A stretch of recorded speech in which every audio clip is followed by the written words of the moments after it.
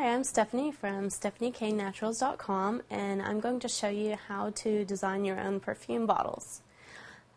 Now, when you're designing the perfume label, you want to keep in mind the shape of the bottle that you want to put your labels on.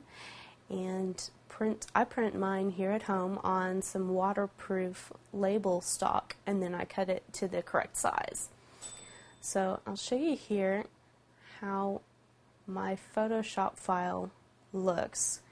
Now, you want to include some specific information from the FDA, like the name of your company, the name of the perfume, and you'll want to look into the FDA regulations as far as labeling.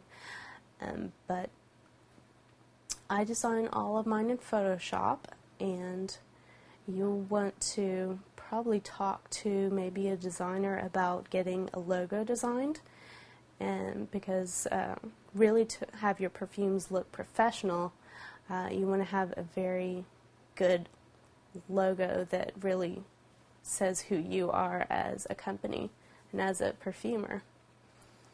So when you have a really good logo and you have a great idea for your labels, get into Photoshop and work your magic there and come up with some fabulous labels.